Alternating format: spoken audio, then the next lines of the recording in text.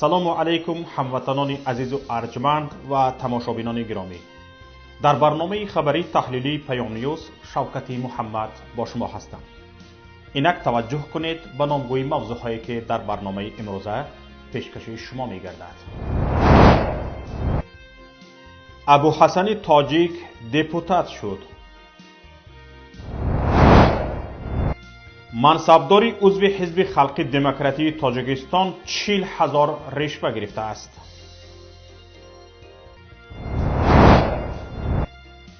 مسجدها بسته شدند اما مارشروفکا در خوجند ادامه دارد.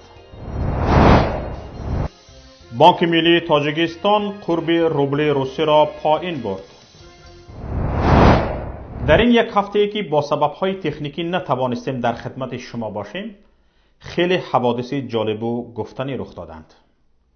مسجدها را با بهانه ویروس کرونا بستند اما تمرین مارشروفکا با 11,000 دانشجو در خوجند ادامه دارد. یک رویداد دیگر دپوتات شوی اهل و عائله رئیس جمهور از رستم کشیده تا تقاضای از نهایش است. هرچند این در نظر اول چندان مهم نیست اما خیلی جالب است. تا زیدالله صاحبوف برادر داماد رئیس جمهور شمسالله صاحبوف و حسن اسدالله زاده دادر عروس رئیس جمهوری تاجیکستان دپوتات شدند. این اولاد تمام منصب‌های سردرآمد کشور را غصب کرد. اکنون شروع کرده است به غصب مجلس‌های محلی.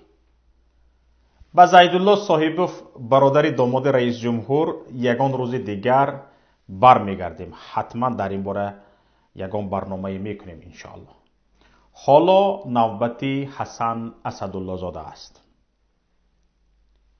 حسن اسدالله زاده این دزدی کلان و سابقه دار که نیم تاجیکستان را با پشتیبانی و همدستی یزنه‌اش امام علی رحمان غارت کرده است و در آفشارها چند میلیارد دلار ذخیره نموده است، وکیل مجلس وکیلان خلقی ولایت ختلان انتخاب شده است و به گفته رئیس کمیسیون انتخابات مجلس وکیلان خلقی ولایت ختلان قربانعلی قربانزاده، حسن بای نامزدیش را به طور خودپیشبری در حوزه انتخابات باختر 3 گذاشته صاحب اکثریت آوازهای انتخاب کنندگان گردیده است. به همین اژدها که یک عمر کارش خونی مردم مکیدن است، من حیرانم که کی آواز داده باشد. عجیبش این است که نفر چون حسن اسدالله زاده ثروتمندترین شخص تاجیکستان و تا کلان شدن و به وای رسیدن رستم و آزاده و تخمینه پرنفوذترین شخص کشور بود، در مجلس محلی چه علف میخورده باشد. اولش این که بدون هیچ حیای از پشت یزنه و شوهر خواهر به کتگی کردن همین ها من حیرانم. یک چیز دیگری حیرت آور این است که این مخلوق بدنفس در سرناخلاندش نمانده بود. اکنون خودش را وکیل مجلس ولایتی تعیین کرده است. اما چرا یک باره به پارلمان نرفته است؟ این هم جای سوال است. هم میتونست آخر به پارلمان برود. دادر عروسی رئیس جمهور، یعنی یزنه‌اش رئیس جمهوری تاجیکستان، میتونست به پارلمان رود، لیکن به مجلس وکیلان خلقی ولایت رفته است. این همین حسن اسدالله زاده آنقدر بودجه دولتی، شرکت ها، صاحبکاران و مردم کشور را غارت کرده است که حساب ندارد. ما هم تصمیم گرفتیم کم کم غارتگری های او را افشا کنیم. امروز درباره غارت بزرگترین کارخانه کشور تالکو مشهور با آلومینی تاجیک خواهیم گفت. тамошобинони гиромӣ, имрӯз каме зиёдтар ҳарф мезанем. умедворем ҳар як маълумоте ки дар барномаи имрӯза гуфта мешавад, донистани он ба як нафари мардуми кишвар зарур аст. чун бо дасти чанд роҳзан молу сарвати миллат ғорат мешавад ва соҳиби ин сарватҳо ҳар як нафари шумо тоҷикистониён аст ва касе ҳақ надорад бе иҷозаи шумо, бе иҷозаи миллат ба сарвати миллат даст дарозӣ кунад.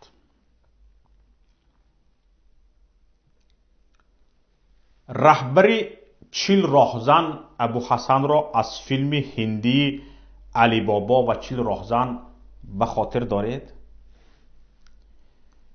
яке аз вижагиҳои он роҳзан он буд ки танҳо бо ғорат кардан иктифо намекард, балки пас аз худ фақат хокистар ба ҷой мегузошт. таърихи навини тоҷикистон шоҳиди тохтутози абуҳасани тоҷик ва замонавӣ аст ки усули ғораташ аз он ҳамкори қадимӣ ва ҳиндустониаш фарқи чандоне надорад. ягона фарқ дар он аст ки агар давлату ҳокимони он замон алайҳи абуҳасани ҳиндӣ меҷангиданд, абуҳасани тоҷикиро ҳокимон на танҳо комилан дастгирӣ мекунанд, балки аз ӯ ҳимоят кардаву ғори симсимашро чун сейфи худашон истифода мекунанд. ҳимояти давлат аз абуҳасани тоҷик ба ҳадде аст ки ӯ яке аз тасмимгирандагон дар умури давлатист ва расонаҳои давлат аз ӯ чун тоҷирӣ муваффақ ёд мекунанд. аз бузургтарин ғоратҳои абуҳасани тоҷик, бузургтарин корхона ва ифтихори миллӣ ширкати талко, корхонаи алюминбарории тоҷик аст. ҳасан асадуллозода солҳо барои ғорати ин хазинаи бузурги миллат нақша кашид ва билохира дар соли 2005 тавонист онро пурра соҳиб шавад. аз ҳамон замон ин корхонаи бузурги саноатӣ рӯ ба нобудӣ овардааст. ҳоло тамошобинони гиромӣ, барои дарки назарамон корхонаи талко то ҳасан асадуллозода дар чӣ ҳол буд ва баъди ба дасти ҳасан афтодан ба чӣ ҳол расид гуфта мегузарем. ин ширкати бузурги миллӣ на танҳо яке аз воридкунандагони аслии асъори хориҷа ба кишвар буду аз 12 то 15 ҳазор нафарро ба кор таъмин мекард, балки парчамдори иқтисодии миллӣ ба ҳисоб мерафт. ҳатто замони ҷанги шаҳрвандӣ на танҳо фаъолияташро қатъ накард, балки ҳазорон нафари бекормондаро ба кор таъмин менамуд. баъди анҷоми ҷанг бо шиддат рушд кард ва истеҳсолашро аз 180 ҳазор тоннаи соли 1997 ба 420 ҳазор тонн дар соли 2007 расонд. барои ғасби ин корхонаи бузург, барои ғасб шуданаш бояд далелу асноди бузург пайдо ва заминаро барои ғасби он омода мекарданд. ҳамин мақсад буд ки соли 2005 алайҳи собиқ раҳбари ин корхона ва он замон муовини вазири иқтисоду савдо Абдуқодир Эрматов парвандаи ҷиноятӣ боз шуд. Эрматов бо 4 моддаи кодекси ҷиноӣ, моддаи 245 қисми 4, яъне бо иттиҳоми тасарруфи молу мулки ғайр ба миқдори махсусан калон, моддаи 247 қисми 4 бо ҷурми қаллобӣ ба миқдори махсусан калон, моддаи 340 қисми 2 банди б бо иттиҳоми сохтакорӣ бо маслиҳати пешакӣ бо гурӯҳи шахсон ва моддаи 314 яъне сӯистифода аз ваколатҳои мансабӣ парванда бозгардид. ارماتوف با از خودکنی 160 میلیون دلار عیبدار میشد. بعداً مقامات تاجیکستان از بالای شریک تجاری کارخانه آلومین براری تاجیک و عبدالقادر ارماتوف شرکت انصال عوض نظروف به دادگاه عالی لندن بریتانیای کبیر شکایت بردند. این شرکت را مقامات تاجیکستان به از خودکنی نیم میلیارد دلار دوام سالهای 1996-2004 عیبدار میکردند. در جواب عوض نظروف ضمن شکایت جوابیش به همین دادگاه کارخانه آلومین براری را 130 میلیون دلار قرضدار دانست و طلب برگردانیدن آن را کرد. بعداً جانب تاجیکستان از دعوای خود شرمنده‌وار دست کشید و دادستان کلی همان وقت باباجان باباخانوف اعلان کرد پرونده جنایتی علیه عبدالقادر ارماتوف و عوض نظروف قطع کرده شده است. باباخانوف گفته بود که این دو نفر در دلخواه وقت می توانند به تاجیکستان برگردند. عجابت آن جنجال نه تنها از دعوایش دست کشیدن حکومت تاجیکستان بود. جانب تاجیکستان در آن دعوا 90 میلیون فونت استرلینگ برای وکیلان دفاعش مصرف کرد که حتی عالم غرب را در حیرت آورد.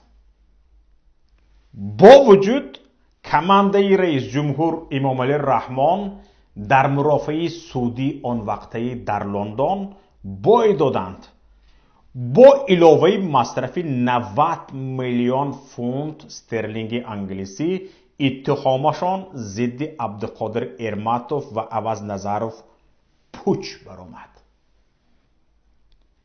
به هر حال کار کرده این کارخانه بزرگ را همان سال عائله از خود کرد و به دست ابوحسن تاجیک سپرد.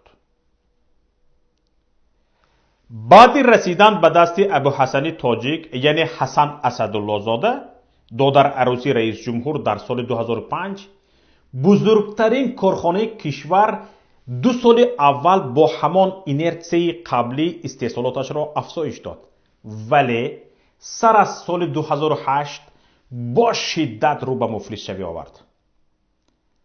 اگر سال 2007 این کارخانه 420,000 تن با نرخ میانه 2644 دلار به مبلغ بیش از 1 میلیارد و 100 میلیون دلار آلومینی استحصال کرده باشد، این مبلغ حدود 30% مجموعی محصولات داخلی جمهوری را تشکیل میداد. 30% مجموعی محصولات داخلی جمهوری را تشکیل میداد. در سال 2017 استحصال آلومینی در تالکا حدود 200 میلیون دلار بوده است که 103,000 تن با نرخ میانه 1980 دلار است. این کمتر از 3% مجموعی محصولات داخلی است. حتی 3% نه، کمتر از 3%.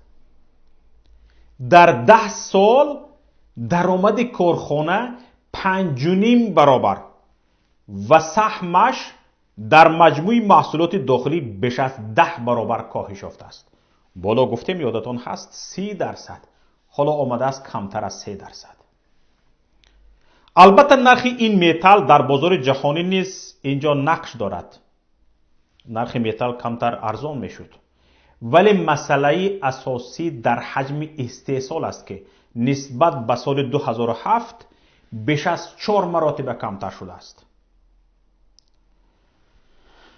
تماشابینان گرامی، حالا به این جدول دقت دهید، ببینید چگونه منتظم استحصال آلومینی در تالکا پایان رفته است.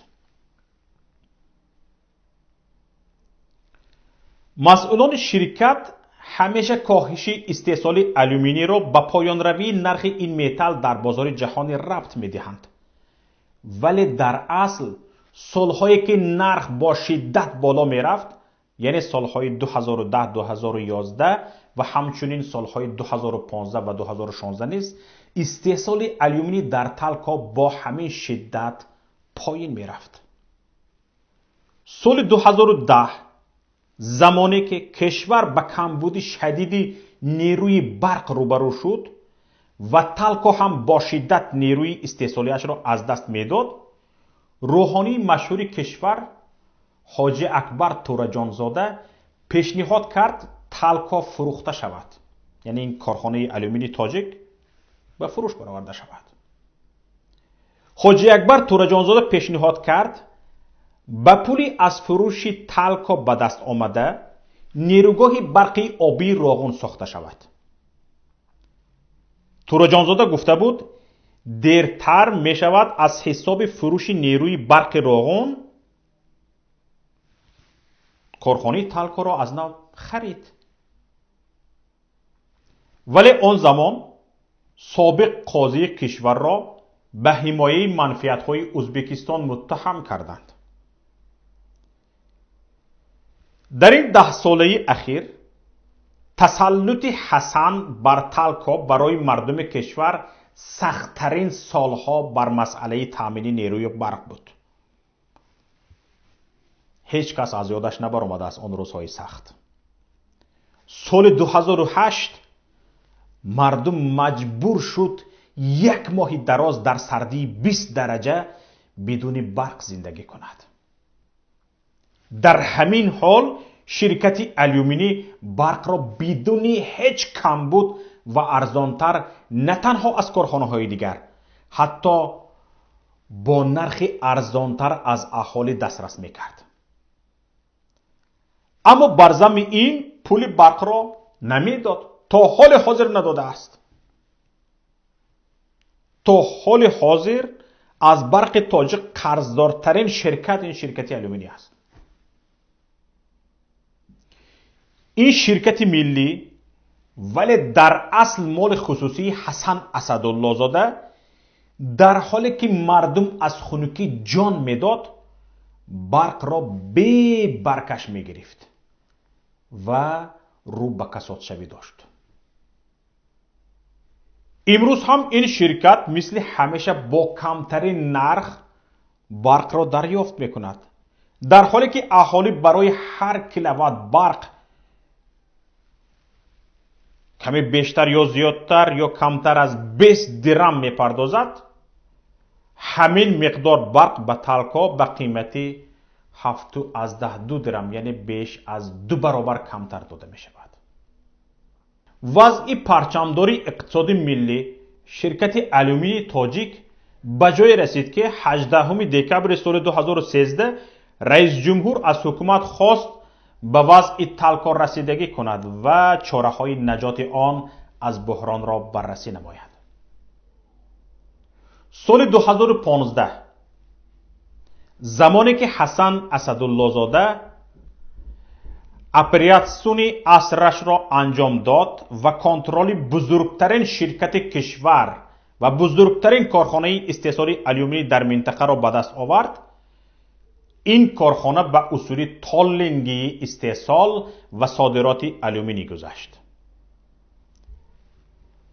این به این معنی است که دیگر کارخانه آلومینی محصولات خام را برای استحصال آلومینی از خارج نمیخرد، بلکه محصولاتی که شرکت همشریک تجاریش فرستاده است کارکرد کرده به آن برمیگرداند و تنها برای کارکرد مبلغ میگیرد. در این صورت تالکو نه از واردات محصولات خام و نه از صادرات آلومینی انداز نمی سپارد. شریکان تالینگی تالکو یک شرکت با نام تالکو منیجمنت لیمیتد است که در آفشور به قید گرفته شده است و تا حال مالکی آن اعلان نشده است. کسی نمیداند که رهبر این شرکت کی است. ولی هیچ چیز پنهان نمیماند. آفتاب را به دامان پوشیده نمی شود. کارشناسان تخمین میزنند که این شرکت هم به حسن اسدالله زاده تعلق دارد. آخر سال 2016 وزارت مالیه تاجیکستان حسابات را عاید فعالیت تالکو نشر کرد که در آن گفته میشد گذاشتن این شرکت به اصول تالینگی به خراجات غیر مقصدناک، ناشفافی معاملات و سازشنامه‌های مالی، افزایش خراجات استحصالی و غیر استحصالی و پرداخت مبلغ‌های بزرگ به وکیلان دفاعی خارجی آورده رسانیده است که در نتیجه این شرکت فایده آور به شرکت قرضدار و ضررآور تبدیل شده است. طبق معلومات وزارت مالیه، از زمانی که تالکو به اصول تالینگی گذشته است، نشان دهنده های استحصالی و مالیوی این شرکت رو به کاهش آوردند. وزارت مالیه ذکر کرد اگر فایده صافی شرکت در سال 2005 61.3 میلیون سومانی را تشکیل داده باشد، در سال 2008 علاکه 77 میلیون سومانی ضرر دیده است. در حالی که در این مرحله نرخ الومینی 674 دلار بالا رفته از 1897 دلار در سال 2005 به 2571 دلار برای یک تن در سال 2008 رسیده بود. همچنین وزارت مالیه از کاهش پرداخت‌های اندازی تالکو خبر داده بود. طبق آن در سال 2013 شرکت 146 میلیون و 800 هزار انداز سپرده است که نسبت به سال 2012 77 میلیون کمتر است. در سال 2014 پرداخت‌های اندازی باز هم کمتر شده 97 میلیون را تشکیل دادند. عجیبترین فکتی در حسابات وزارت مالیه ذکر شده این بود که تالکو منیجمنت لیمیتد با کارخانه تالکو الومینی تاجیک برای کارکرد یک تن الومینی 500 دلار پرداخت میکند، در حالی که این کارکرد برای تالکو 600 دلار تمام می شود. کارخانه الومینی تاجیک 600 دلار برای یک تن صرف کرده الومینی استحصال میکند و به 500 دلار می فروشد. همین خیلی تجارت را در یگان جا دیده بودی؟ قیمت استحصال میکنی، ارزان میفروشی. این چه تجارت بوده است؟ یعنی شرکت از کارکرد هر یک تن الومینی 100 دلار ضرر میبیند.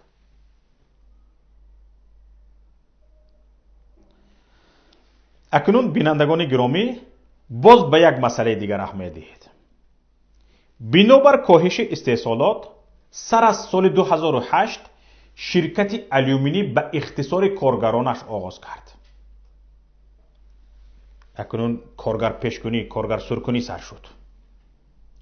تا آن زمان در این کارخانه بیش از 13,000 نفر کارگران دائمی کار میکردند. زمانهایی هم بودند که کارخانه با نظرداشت وضع بدی مردم منطقه شمار کارمندانش را تا 20,000 نفر رسانیده بود. این کارخانه بزرگ نه تنها مردم را از بیکاری، کارخانه ها را هم از مفلس شوی نجات میداد. حدی اقل 2 کارخانه الومین استروی و استروی مانتاژ، 1 افتابازه و 2 تشکیلات خوراک جمعیتی بعد وارد شدنشان به ترکیب کارخانه الومین براری تاجیک از مفلس شوی نجات یافته بودند. در 8 سال از سال 2008 تا سال 2016 تالکو شمار کارگرانش را از 13,000 به 7,000 کم کرد. نیمی کارگرانش را جواب داد. بیش از 6,000 نفر به ارتش مهاجران مهنتی پیوستند. در تاجیکستان که جای کار نیست، بیش از 6,000 نفر کارگران کارخانه الومینی به خارج سفر کردند، مهاجری مهنتی شدند. ماه اکتبر سال 2016 در نتیجه صدمه در نیروگاه برقی نارک انتقال برق به بزرگترین کارخانه کشور بار اول در تاریخش قطع شد. در نتیجه قسم زیادی دگ‌های آن کارناشای هم شدند. استحصال الومینی نیز در سال 2017 نظر به سال 2016 یک باره 26.5% کم گردید. آخرین معلومات درباره اخراج کارگران کارخانه تالکا ماه می سال 2016 بود که آن وقت کارخانه تصمیم داشت 600 نفر کارگرش را به کوچه گسیل کند. بعد صدمه اکتبر 2016 چند نفر کارگری تالکا بیکار ماندند. چند نفر از کار رفتند، معلومات دسترس نشد. قبل از صدمه که قدرت استحصالی کارخانه 140,000 تن بود، نیت داشتند شمار کارگران را تا 5,000 نفر پایان آورند. ولی بعد صدمه که قدرت استحصالی به 100,000 تن پایان رفت، شمار کارگران چقدر خواهد بود نامعلوم باقی میماند. باید قید کنم که در کارخانه الومین براری تاجیک 12 بخش هر کدام دارای 100 دگ الومین گدازی در عموم 1200 دگ کار میکردند. بعد فروپاشی اتحاد شوروی فعالیت دو بخش آزمایشی آن بنابر مصرف زیاد برق قطع کرده شد. از 1000 دگی باقی مانده با نظر داشت تعمیرها 800-900 تای آن همیشه کار میکردند. حاضر چه؟ حال حاضر همگی 200 دگ کار میکند و 800 تای دیگری آن کارناشای هم شدند. تمام. میدونید نرخ یک دگ الومینیوم گدازی چقدر است؟ نرخ یک دگ الومینیوم گدازی $200,000 است.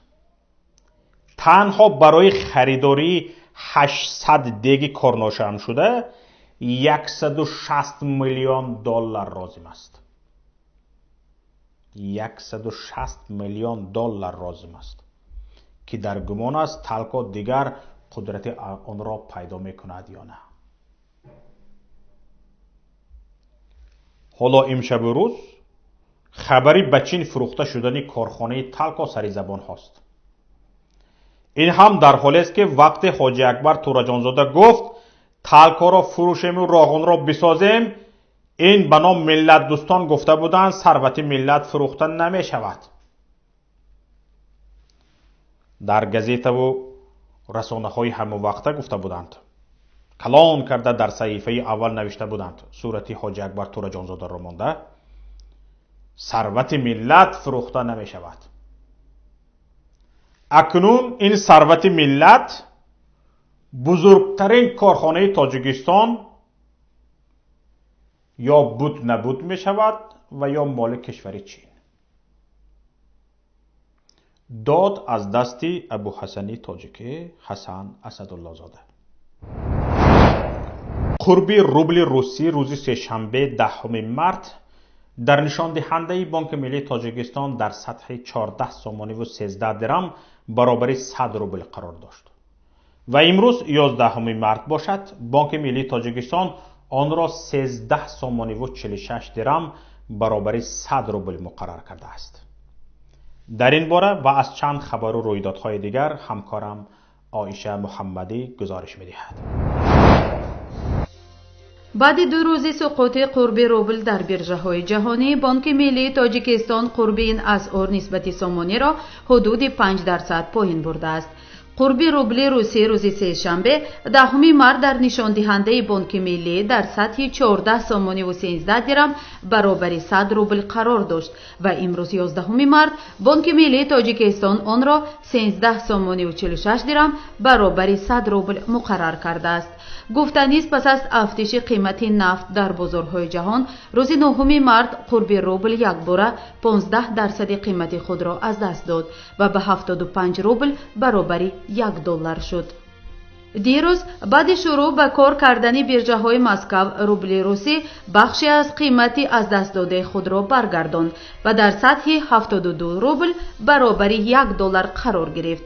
در 2 روز خاموشی بانک ملی بانک‌های کشور قیمت خرید روبل را 12 سومانی و 80 درم مقرر کرده بودند. هفته گذشته به عوض 100 روبل 145 سومانی داده میشد.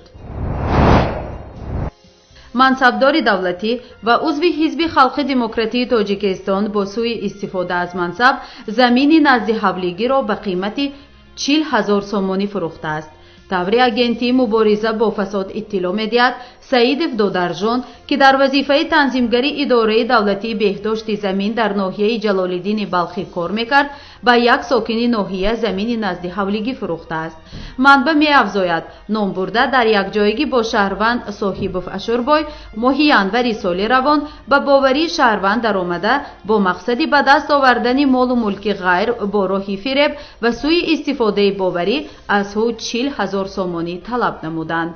منصبدار دولتی را کارمندان اگنتی حین گرفتن 40,000 سومانی از شهروند در جای حادثه دستگیر نمودند.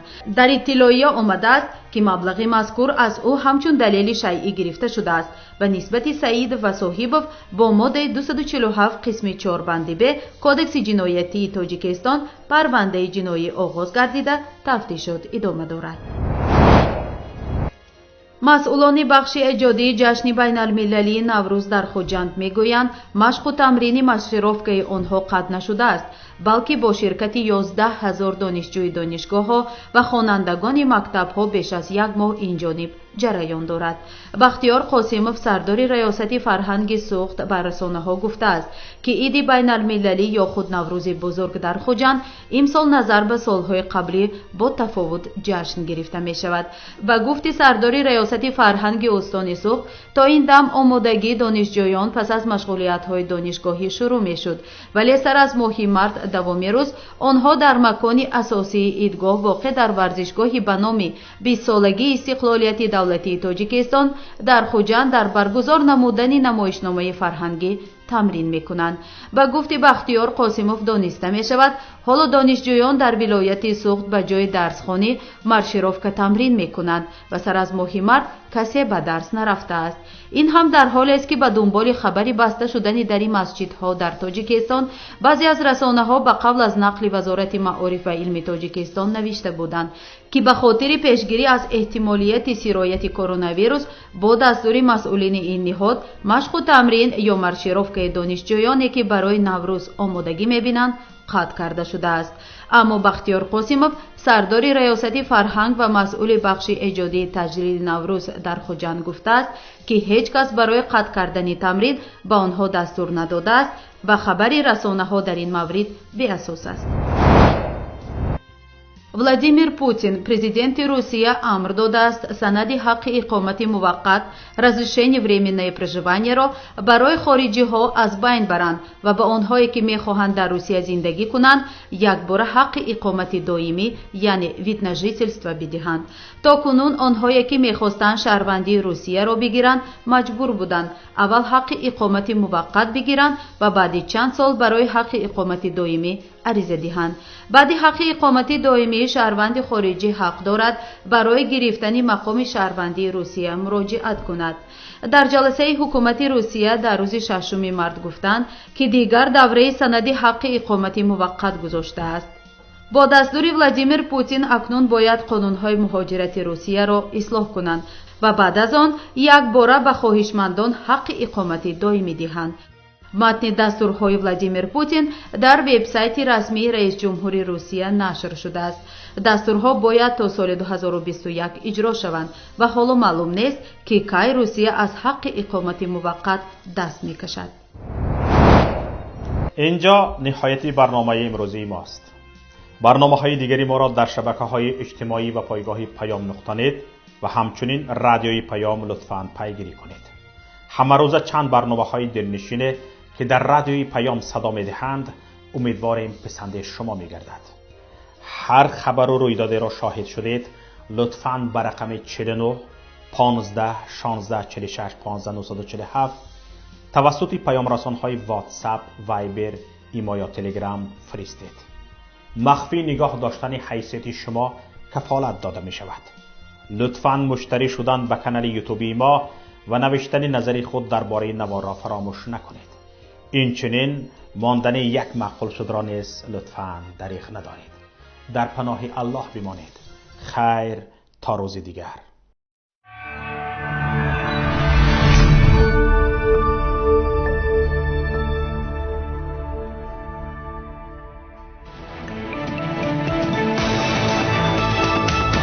رادیوی پیام، در فضای سیاست صدای جدید. رادیوی پیام، علم، فرهنگ، نوید. رادیوی پیام، مشورت، بحث، گفت و شنید.